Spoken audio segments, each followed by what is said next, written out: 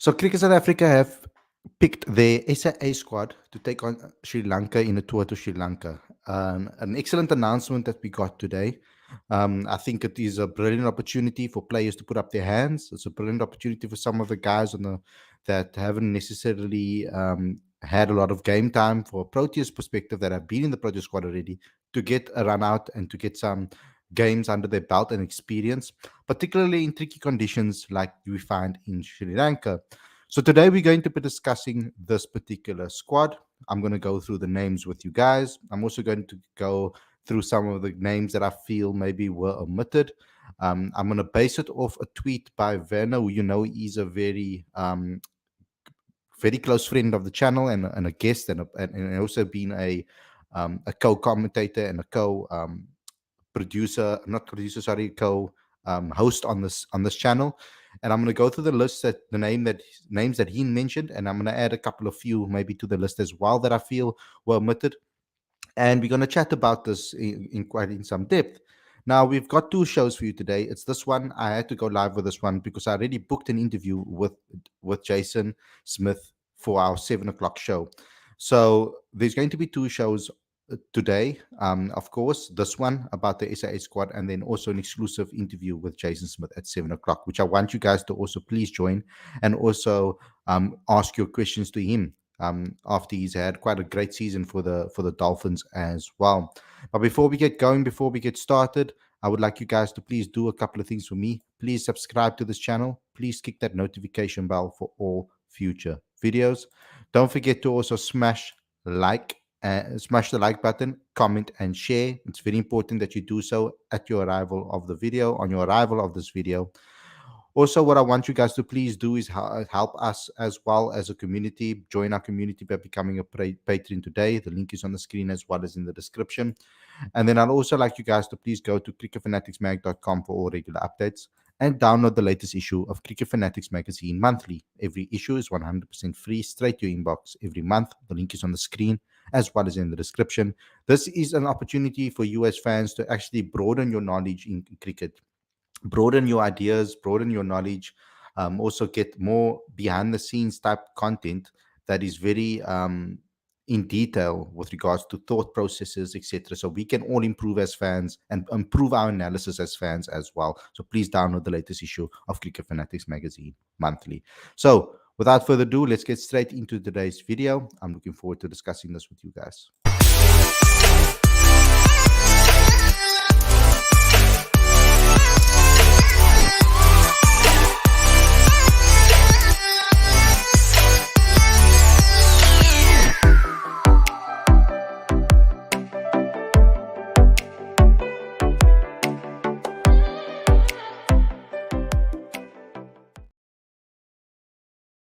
A very good evening and welcome to Cricket Fanatics magazine. This is your daily show. I'm your host Khalid Mohidin, and today we will be discussing everything that has to do with the SAA tour to Sri Lanka. Particularly the squad announcement is what we're going to be talking about today. The players that were picked, the players that were perhaps left out. We're going to discuss all of that on today's show. Now, guys, I am feeling a bit under the weather. I think I might be coming down with a little bit of a flu. I have been taking medication to try and stop it from happening because I have such a busy week. So I will be giving you, though, regardless of this, I'll be giving you guys two shows today. Jason Smith will be coming on the show a little bit later on at 7 o'clock. We have an exclusive interview with him. But this particular show will be all about, of course, the SAA squad and what has happened with regards to that. So let's get straight into it, guys. What was the squad? I think that's the first place that we need to start, and I think that's the most important place to start. So the SA squad for Sri Lanka tour is as follows. There are a lot of batters that have been selected for this one, and Tony De Zorzi has been named the captain. We have Matthew Brzeski, who was the top 4-day scorer this season, but he also had a very good one-day cup season as well. We've got Deva Breveskin given an opportunity to be part of this SAA squad. He's played a couple of 4-day games, but he was excellent in the one-day cup. You obviously know about the record-breaking partnership with Jefferson Pele and that record-breaking score from his part in a game for the Titans. Then we've got Zubair Hamza, who has come back after being banned He's now been added to the squad as well. He had a good end to the season for the Western Province Blitz. We've got Jordan Herman, who was the second top highest run scorer in the 4-day competition, but he also had a very good 1-day cup campaign as well. So he's in here, another youngster in his early 20s.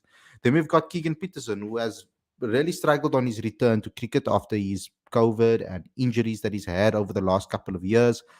He's really struggled with all of those things. So it's good to see him being added into this side, obviously, after a tough season for the Proteas as well, and a tough season as well for the Dolphins. Then we have Sinitembe Bashile, who made a comeback towards his end of his season this season as well, putting on some good runs and performances. Also, a wicketkeeper batter over there as a backup. And then we've got Tristan Stubbs, who had a very, very good 1-day cup for the Warriors this season. And I think the large portion of the thought process is because they want to move him into 4-day cricket as well, because I mean he's been playing there too, but he's been playing a lot higher up the order for the Warriors when it comes to the 1-day cup as well as 50 over cricket as well as in 4-day cricket. So I would like to see him maybe be allowed to let his talent shine a bit, because I think that thinking of him as just a number 6, as just a finisher, is maybe an incorrect way of thinking about it. I don't think that that's the way things are when it comes to someone like Tristan Stubbs. There's a lot more that we can speak about a little bit later, maybe. And then we've got someone that was dropped from the test side, Cal Verreynne, that has now been added to the SAA squad. And I'm hoping that this will be an opportunity to show Shukri as well as the coaches why he should actually be in the test side. Because I mean, I've been in big favor of him being in the test side. I thought it was a bit unfair to drop him. And now is his opportunity to show what he's capable of. Then in the all-rounder department, okay, it's a bit tricky over here because a lot of people don't see bowling all-rounders as all-rounders necessarily. But Corbin Bosch is a seaming all-rounder, Jeru Kutsia is a seaming all-rounder, and Sunil Mutasam is a spinning all-rounder in this particular side. And then we've got our seamers with Tsepo Moreki, who's been obviously um, rewarded after a couple of good seasons for Western Province Blitz, and he's been rewarded now for that performances by being selected in this SAA squad. We've got Lutus Pamlo, who had a good season, and of course the fiery Lazard Williams, who has been in and around the Proteas squad and sides for some time. So that is the the squad that was selected for this particular series. Now, I want to know what you guys have to say about the squads. In my opinion, I see a couple of comments coming in already, so let's get into it straight away. We've got Rickelton and Linda are not in the squad. Does that mean the team manager is not considering for ODI or World Cup? I think because Ryan Rickelton is a contracted player, I think we already know that he is some of a player that they are believing in. So I think that is a different scenario to someone like George Linder. George Linder is a very puzzling one because I also can't put my finger on it. So I've chatted to him and we are busy working on a time when we can bring an exclusive with George Linder to try and see what is in his mind with regards to all of this that has been happening. So I have confirmed with him for a placeholder interview for this week, but we're going to obviously just check closer to the time if he is available the day before. So I've put a placeholder in for Friday for us to do an exclusive with George. But I'm going to check with him on Thursday to see if that is still available. But we will get an interview with him very, very soon. So watch the space, guys, because it's a big opportunity for us to ask him questions and to get an opportunity to talk to him and really see what is going through his head and have an open and honest conversation with him, because I will be as honest to him as I can be possibly, and try to give you guys the best possible interview that we can with George Linder. Amit says Rickerton is still recovering from ankle surgery, and while Linder was fallen out of the favor, he probably also didn't want to compromise his country contract with Kent. I forgot about the injury. Yes, he is still recovering from that ankle surgery. Kelly Robbins is wrong, Bosch, in my opinion. I actually agree with you on this one. I think that when it comes to the 4-day arena and as well as in T20 cricket, but I know they are not going to play T20 cricket in Sri Lanka, but when you look at those two formats, I think that Ethan over those two formats has done better than Corbin has done in the two formats that he's been selected for in this one. I think Ethan, maybe perhaps they didn't pick Ethan because of the amount of games, but I also think that might be because of the amount of games he played in the 4-day arena this season. He hasn't played as many, and that's also got to do a lot to do with where they play. They play in Durban, and we did an exclusive with Ethan where he spoke about what the reason was behind, what the reason is behind why he thinks he hasn't been selected more for the Dolphins in 4-day cricket. And you can go watch that interview on our channel if you want to hear more information about that. But yeah, I think based on a season performance, I think that Ethan Bosch did much better than Corbin. But I think Corbin's decision over here has got a lot to do with the batting and has got a lot to do with the pace that Corbin has. I think those two factors, and also about the amount of games played this season with regards to those two specific formats, 50 over and 4-day cricket. Good squad chosen by Shukri. The only downside for me is the fact that we only picked one spinner. Would love to at least one more spinner, either Fortuin or Sobrayan in there. And I agree with you on that 100%. I was a bit puzzled when I saw that. But perhaps they're going to be giving Dieval Brevis a little bit more of opportunities to bowl with his wrist spin in this particular match. I mean, in this particular series. Perhaps that will be an option if they're going to play him regularly, that of course. But based on you saying, Shukri, what the squad has been chosen, let me just get into what him and the DOC had to say. Commenting on selection of the squad, Conrad said, the squad reflects the next crop of players that are emerging from our pipeline. We also rewarded those who have performed for their respective domestic teams this past summer. The tour will provide the opportunity for those players, together with the younger Proteas, to put their skills to the test highly competitive international conditions.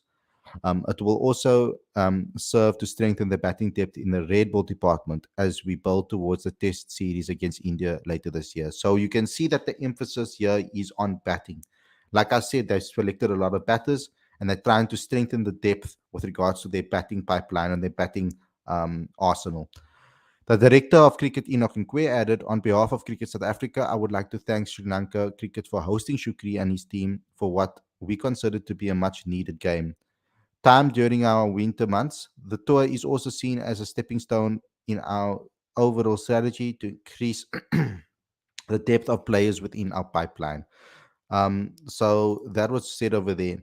Another thing that maybe some people had an issue with, which I saw particularly on Facebook, not on Twitter, on our platform, of course, is the amount of staff that has been selected.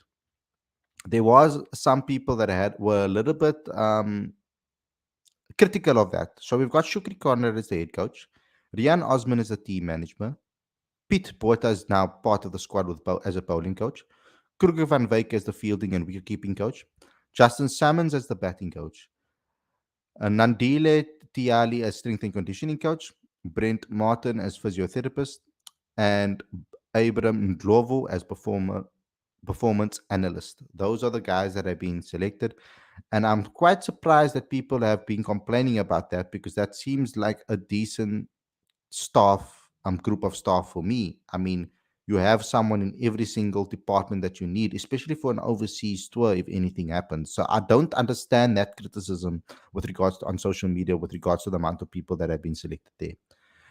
Let's go into the snubs. Now, majority of the snubs over here have been are snubs that I kind of that Werner actually put together. The only ones that I've added to the list are Jason Smith and Mkhlali Mampongwana, who I think also who are two all-rounders that I think that should be getting some push going forward because of their seasons that they've had over the last couple of seasons, but also because we are a bit short with batting all-rounders when it comes to this particular game. And I think that those two players are some that have been added. But the players unlucky to miss out, and this was tweeted by Werner, and I'm giving him credit for it, because I agreed with majority of the names that he mentioned. Ethan Bosch, I agree with, although I do think, like I've explained before, I feel that the reason why they maybe didn't go with him is because he never actually played a lot of 4-day games for the Dolphins this season. And then you've got Bayer Swanepoel, who was the top wicket taker this season in the 4-day arena. Although our exclusive with Bayer Swanepoel, you can have a look and go listen to what he had to say and where he felt he could have improved and be better. Joshua Richards is an interesting one as well, I think, because his conversion rate is quite good. Although this season he kind of didn't do justice to his previous conversion rate. He actually dented it a little bit, but he still had an amazing season. We also have an exclusive with Joshua Richards on this channel if you want to go watch that too in the exclusive section as well. Delano Potgieter, I'm on the fence with Delano Potgieter on this particular list, um, because he wasn't necessarily playing for a very good team this season that was doing really that did what we expected them to do. I think a lot more people thought that Northwest would do a lot better than they did, and Delano's on this list.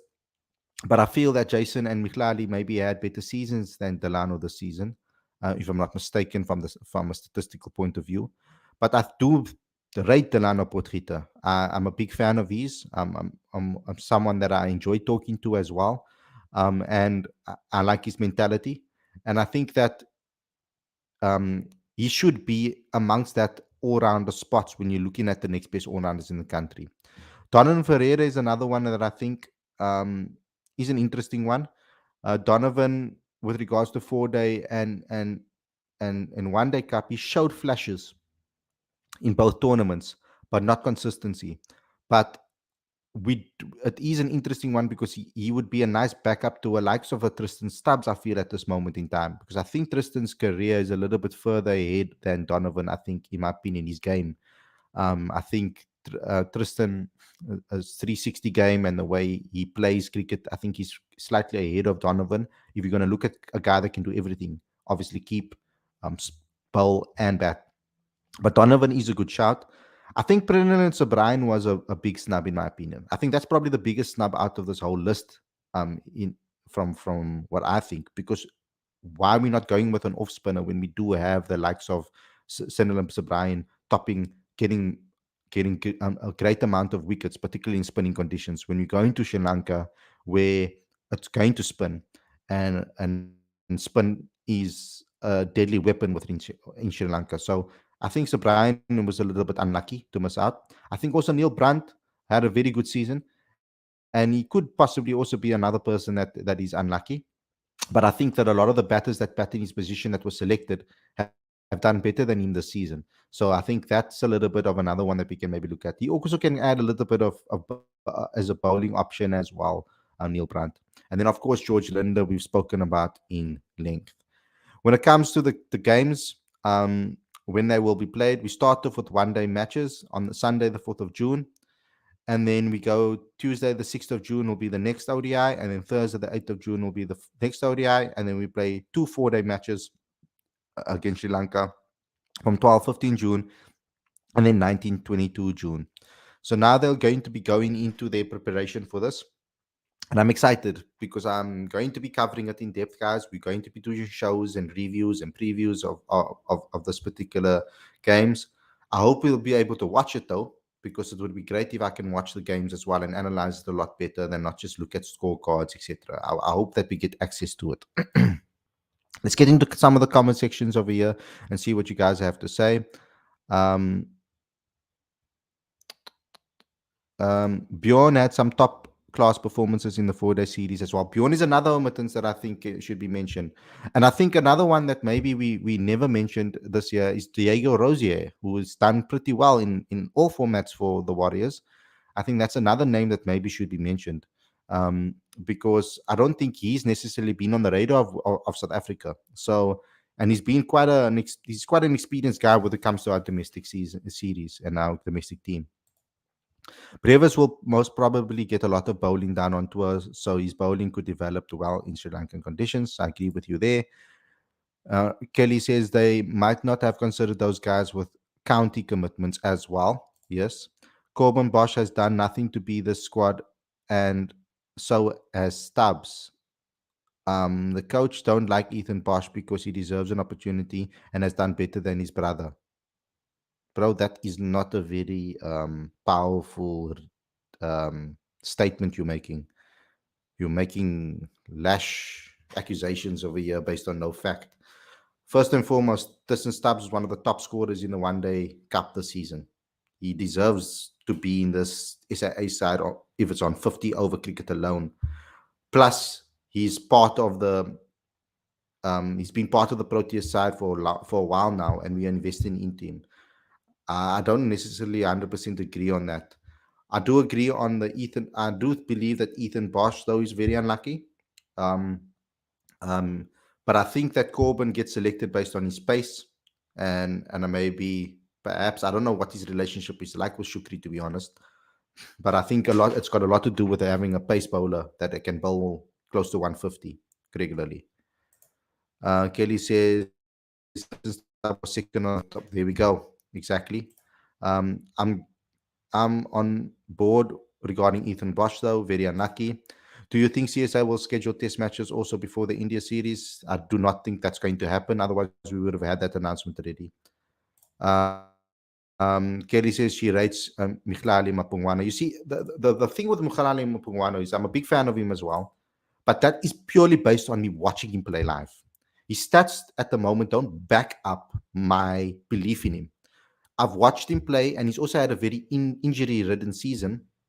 I've watched him play live, and I've watched him put some important match-winning performances in for Western Province Blitz, and that for me is very important. If you can do that regularly across formats, I think that that counts for more than consistency at this point in time when you're this age. So I think consistency will come with the more games that he plays, the less injuries he gets, and the more game time he gets. But at the moment, he's been performing when he is most needed by his team. And I think that weighs more in his favor, in my opinion, when it comes to selection. And I think we should be keeping an eye on him. I don't think that it's a categorical omittance or snub to the team in this SIA side because of the likes of the other guys that they have been selected. But I do believe that he should be on the radar, at least emerging, if not SIA. I read somewhere today that the Proteas won't be playing any additional tests this year, so we'll have to wait until December. And that's exactly what I said now as well. From the conversations I've had with the coaches, with the DOC, etc., it doesn't seem like there are going to be any tests before India. So there's some time off for these guys to recoup and refocus. For some of the guys that maybe couldn't get the rhythm, I think like Keegan Peterson will probably be trying to push for that number 5 spot. I think that whoever has a good season in or series in Sri Lanka is going to have a massive say on who they're going to pick in that number 5 position, in my opinion. I don't know this for a fact. I just think I feel that way about the situation. Um, and I do think that based on the fact that they chopped and changed in those positions, 5, particularly in the number 5 position, means that they are not 100% certain on who is the right person for that position. So I do think that position's up for grabs when it comes to the test side. When it comes to the ODI side, I do think there are some important decisions they have to make, particularly around the 7 spot. And I do think that the batting does need some tightening up. Now, recently, Aiden Markram's position was up for grabs, I feel. But now that he's performed this well as he's been performing across the white ball formats, actually across all 3 formats, he's already staked a claim for himself after scoring a maiden 100. So I really think that he's in a position now where he's a little bit more comfortable, but we need to strengthen that competition so that nobody becomes complacent in the team. So Brian is a big omission, and I agree. Also, what do you think the future holds for Red Bull specialists like Dean Alga? I think Dean Alga, for me, is a position that they need to think of, that opening slot. Now, when we look at the side over here in the squad, I'm not actually very happy with the amount of openers that they selected for this particular squad, because that to me obviously shows they that obviously shows to me that they're not thinking about that opening position as much as I would have liked. That's why I would have maybe selected a guy like Joshua Richards in this particular side. Um, and that would have been someone that I would maybe pick because he's possibly the next best opener that the country has, young opener that the country has currently. So I am, but I'm disappointed that they haven't covered that basis. But that also shows where their priority lies at the moment. You can see which position they are trying to fill up and it's that number 5, 6 positions that they are a little bit wary of when it comes to the 4-day arena. And when it comes to the 1-day arena, I think it's just about getting the best next in lines, um, um, because the 1-day squad and the white ball squad, I think, is a lot more settled than I think the 4-day side is. That's just what I think about that. Um, let's get some more comments over here. Predelan could feel a tad disappointed, in my opinion. Such a tour could have even taken his game to another level, as he should have come across Sri Lanka batters who does thrive and spin, would have been a good challenge. Diogo was unfortunate to end up playing second or third fiddle to one of Brzezinski, Stubbs, and Herman for the Warriors, which makes sense there too. Kagiso Rabada will be benched in IPL for 2 months, so he cannot excuse he needs rest from the rest of the bilateral series. It's good to see Verena back, but he belongs in the main squad, and that's another one. That's what I said as well. I agree with you there. I think that Cal Verena was a little bit hard done by, in my opinion. Um, I think he did deserve a little bit more backing, but particularly after scoring a couple of centuries. I think was it 1 or 2 centuries that he scored so far in Test cricket? I think only one, but he's had a couple of great knocks for the Test side, in a struggling Test side as well. So I do think that it was a bit unfair to drop him, and I hope that he can obviously try and revive his position within the national side. We are going to be interviewing Carl as well this week. I've asked him for an interview, and we are confirming on a time and a day. So stay tuned and click that notification bell so that you can get the update of when we go live with regards to that. Big big tour for the likes of KP, Calverena, and Brzezinski, 100%. Those three are rivaling Rickerton for that number 5 Test spot, in my opinion. I actually agree with you over there. George Linder would be a good third spinner for the World Cup, but if it's not going to India, then Faf should be selected as an extra batsman and pick one between Ngidi and Magala. I would pick Magala for the 2023 World Cup. So I did put out a little snippet of me and my opinion on Faf du Plessis when it comes to the 2023 World Cup. In my opinion, I don't think that we should select him for 2023 World Cup. I don't think that we can base his take his T20 performances into consideration when it comes to picking for a 50 over side. I think that the 50 over format to the T20 format is a whole different level. From a mentality perspective, it's different. From an intensity perspective, it's different. It's a lot more intense on the body. And Faf is now a lot older. And as you can see, he's obviously retired from certain formats. And we want to, like, for example, Test cricket is retired from that. And he's actually put his main focus on playing T20 cricket around the world. So that alone will take a lot of toll on his body playing in all these different leagues. So I don't think giving him that format is something that we should do, particularly because he hasn't played a lot of 50 over cricket in the last couple of years, or at least we can say the last 2 years to be safe. So it depends on how his body feels. But in my opinion, I think the ODI team is pretty settled. I don't want to mess around with that opening pair of Quinny and Temba. I think that Rassie van der Dussen and Risa Hendricks can be battling out for that number 3 spot. I think at 4 we're pretty comfortable at the moment, and I think 5, 6 as well. So I'm not really worried about the ODI side as much. Others think they need more time and more game time to develop themselves and play and get better. I think the T20 setup, though, I would like to see Faf in the T20 squad. I think he can still add value to that T20 squad. Faf to Plessis in the IPL this season has been brilliant, yes. And that's why I think he should be in the T20 squad. We are not going to say just because, let me think of another person. We're not going to say, I don't think you guys will do the same for other teams. If the player plays well in the IPL now, we must pick him in ODIs. I don't think that works. I do agree with the point about age of Faf, but considering the fact that Van der Dussen isn't the best of form, so wouldn't you rather have him instead of him? Um, no, because yes, Rassie van der Dussen is off form, but with an average like he has, all players go off form. What is to say that Faf is going to come in immediately and hit the ground running in ODIs? You won't know that. So it's crazy the way we chop and change our backing when it comes to certain players.